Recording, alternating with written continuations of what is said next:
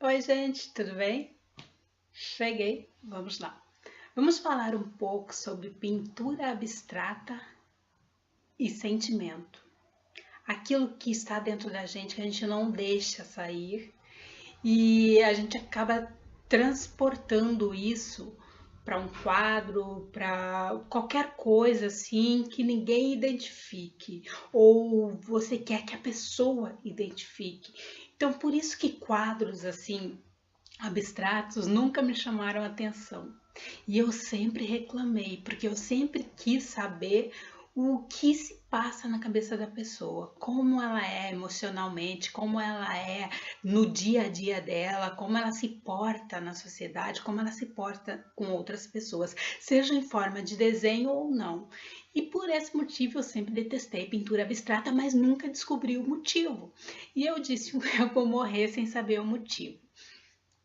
E no decorrer dos tempos, né, das semanas, eu acho que eu gravei isso umas 2 semanas atrás. Coincidentemente, depois houve um intenso debate, né, em um local fechado sobre esse assunto e vários outros assuntos relacionados ao emocional humano.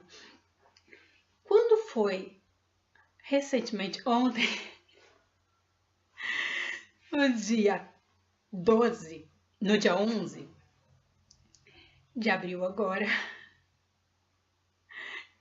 de 2017, né? Agora, eu comecei a repensar sobre o assunto pintura abstrata, porque a gente é cheio de detritos que não quer pôr para fora. E quando alguém põe, a gente dá uma prensada na pessoa, meio que assim, proibindo a pessoa de falar sobre o assunto. Então, as pinturas, elas revelam exatamente o grito interno da pessoa e não o externo. Porque o grito externo é aquele grito de chega, acabou, não quero mais, encho de porrada, eu mato, sabe? Eu desço a faca, eu acabo com a pessoa, eu isso, eu aquilo. E o grito interno é um grito de eu não posso falar sobre isso.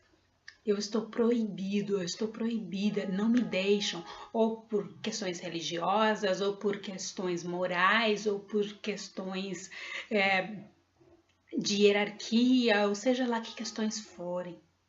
O ser humano ele precisa falar, ele precisa pôr para fora, ele precisa ter alguém que não só ouça como analise. Sendo assim, eu perdoo a pintura abstrata, mas eu condeno a sociedade, porque a sociedade fizeram com que faz e sempre fez é a prova cabal, porque desde o início há pinturas abstratas. E quando você vai verificar o histórico da pessoa, a pessoa era considerado doido, a pessoa era considerado assim tão que não pode conviver com a sociedade, que colocavam a pessoa no manicômio, e o manicômio naquela época era complicado. Era choque em cima de choque para ver se a pessoa voltava à realidade social, aquilo que as pessoas achavam como sendo necessário que a pessoa ficasse. É uma questão de fingimento, a pessoa não poderia falar a verdade, a pessoa não poderia ver algo errado e comentar, a pessoa não poderia abrir a boca, porque senão já não tinha Deus, era anticristão, era anti isso, anti aquilo.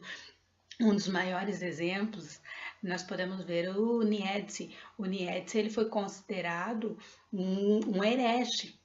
Por quê? Tudo porque ele dizia eu não concordo, eu não aceito e colocava isso nos livros.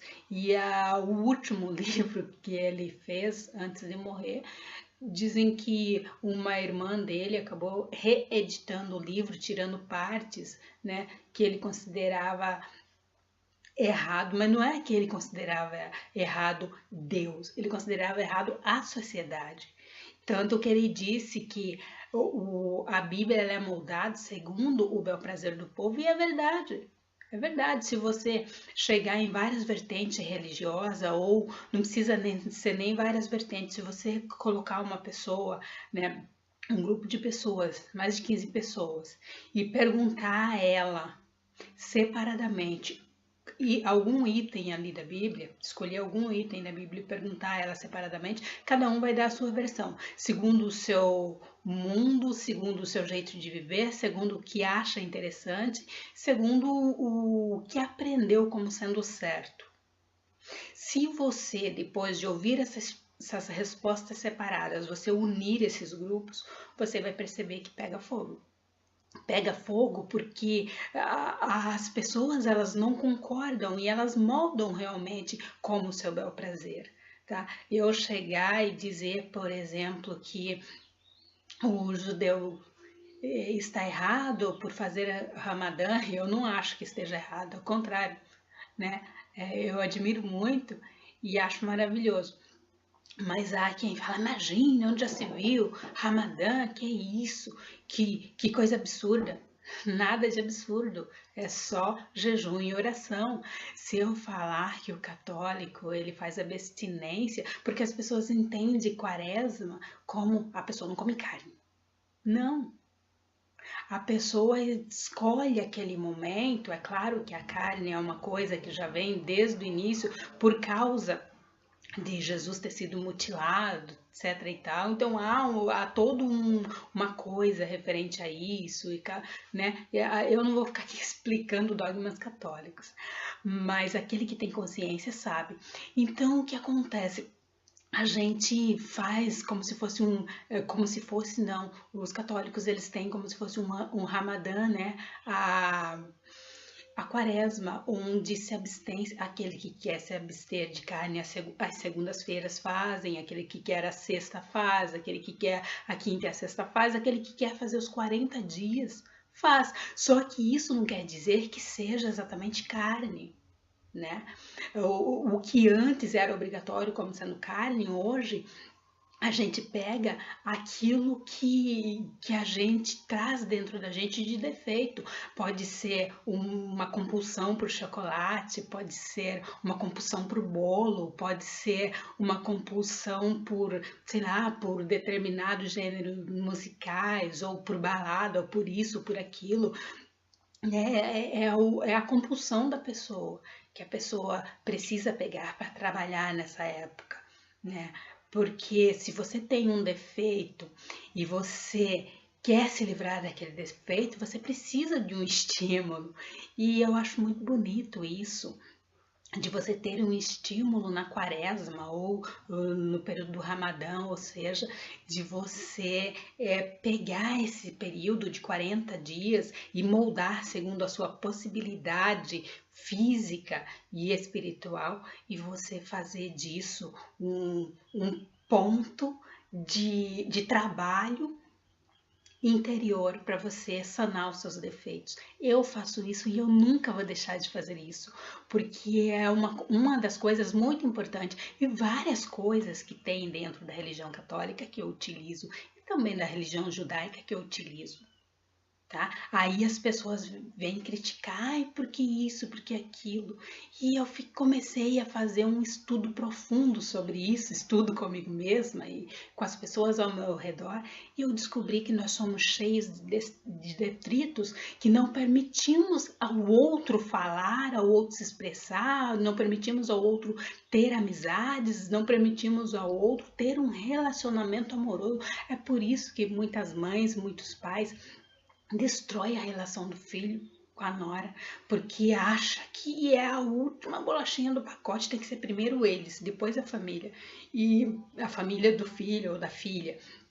E não é assim que funciona. As pessoas têm que cada um se colocar no seu lugar. Eu sou pai, ela é a nora. Eu sou mãe, ela é a nora. Eu sou pai, ele é o genro. Eu sou mãe, ela é a nora. Então é assim que funciona.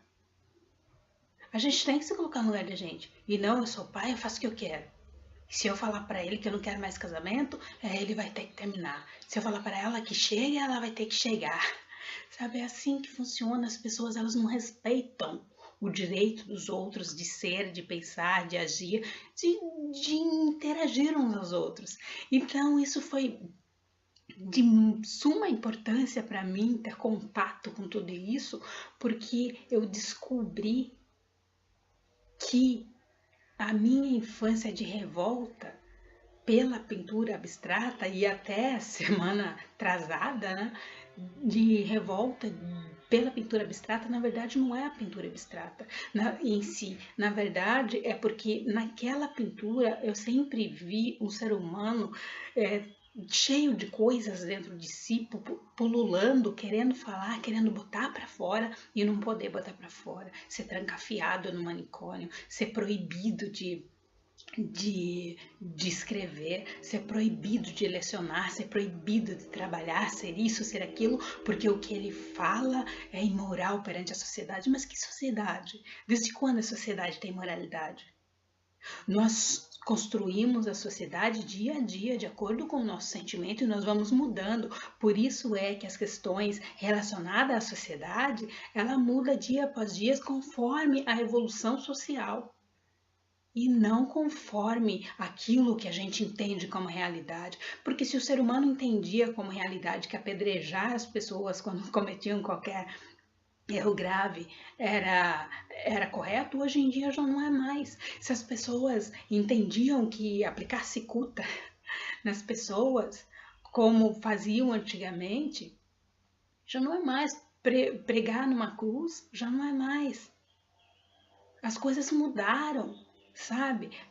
Poligamia, bigamia, essas coisas não são mais aceitas em quase todo lugar do mundo, né? Raras exceções e muitas outras coisas na nossa vida. Então a gente tem que aprender a observar as pessoas e a observar o mundo, porque a gente precisa ter na nossa mente, claro que a lei de Deus não muda nunca.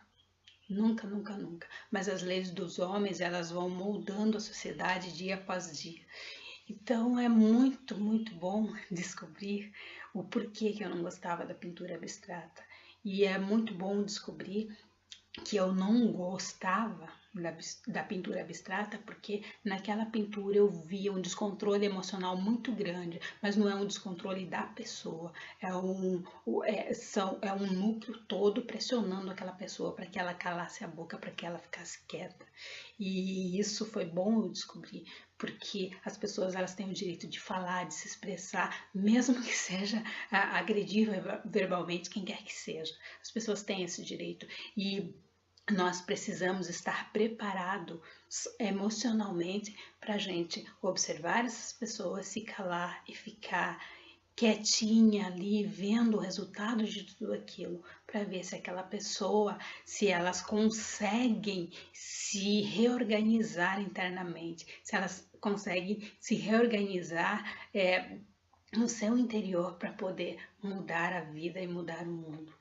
Então, vamos pensar um pouco mais na caridade sempre, sempre, sempre na caridade, sem medo, sem nada. Um grande abraço e até a próxima. Tchau!